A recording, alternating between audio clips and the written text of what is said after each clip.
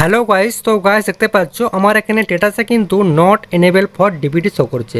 তো গাইস এটা কি কারণে শো করছে, এখানে কিন্তু দেখতে পাচ্ছ ব্যাঙ্ক নেম কিন্তু স্টেট ব্যাঙ্ক অফ ইন্ডিয়া রয়েছে, কিন্তু এখানে not enable for DBT show করছে। মানে ব্যাংকের সঙ্গে হতে পারে আগে ডিবিটি লিঙ্ক ছিল স্টেট ব্যাংকের সঙ্গে, তো হতে পারে ব্যাংকের অ্যাকাউন্টটা যদি তোমাদের বন্ধ হয়ে যায় সে কারণে কিন্তু এটা শো করে।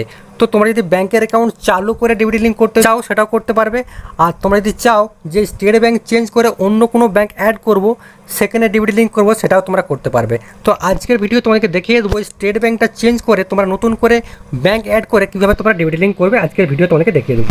তো গাইস এর জন্য দেখতে পাচ্ছ বাঁদিকে রয়েছে আধার সিডিং ডিসিডিং, এখানে ক্লিক করবে। এখানে ক্লিক করার পর এখানে তোমাদেরকে আধার কার্ডের নাম্বারটা বসাতে হবে।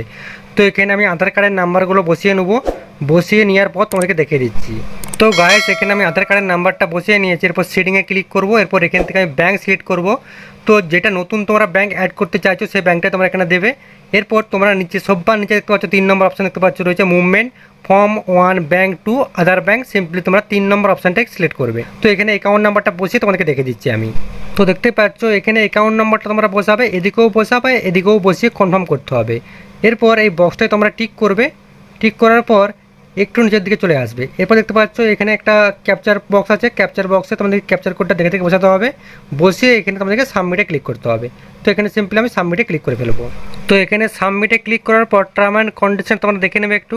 টার্ম অ্যান্ড কন্ডিশনটা দেখার পর একটু স্ক্রল ডাউন করে দিকে চলে আসবে, দেখতে পাচ্ছ রয়েছে এখানে এগ্রি অ্যান্ড কন্টিনিউ, সিম্পলি তোমাদেরকে এগ্রি অ্যান্ড কন্টিনিউতে ক্লিক করতে হবে। এরপর একটা ওটিপি যাবে, তোমাদের যে নাম্বারটা আধার কার্ডের সঙ্গে লিঙ্ক আছে সেই নাম্বার একটা ওটিপি যাবে। তো ওটিপিটা বসিয়ে তোমাদেরকে দেখিয়ে দিচ্ছি আমি। তো এরপর এখানে ওটিপিটা বসিয়ে নিয়েছি, এরপর সিম্পলি কনফার্মে ক্লিক করবো। একটু ওয়েট করবে তোমরা, এখানে একটু ওয়েট করার পর এখানে আবার তোমরা কনফার্মে ক্লিক করবে। তোমরা এখানে একটুখানি ওয়েট করবে। তো গাইস দেখতে পাচ্ছ এটা কিন্তু লোডিং হচ্ছে। তো এখানে দেখতে পাচ্ছ এটা কিন্তু কেটে গেল। তো অনেক সময় কি হয় এখানে কেটে গেলেও কিন্তু ডিবিটি লিঙ্কটা হয়ে যায়। তো আমি তোমাদেরকে দেখিয়ে দিচ্ছি স্ট্যাটাসটা চেক করে। তো গাইস এবার তোমাদেরকে চেক করিয়ে দেখিয়ে দেবো আমি। এখানে আধার কার্ডের নাম্বারটা বসিয়ে নিচ্ছি আমি। তো এখানে আধার কার্ডের নাম্বারটা বসানোর পর এখানে ক্যাপচার কোডটা আমি ফিল করে ফেলবো।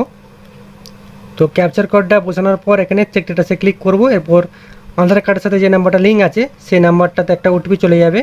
তো ওটিপিটা বসিয়ে নিচ্ছি এখানে আমি, এরপর আমি কনফার্মে ক্লিক করব। তো তোমাদেরকে দেখিয়ে দিচ্ছি লাইভ প্রুফ আমি।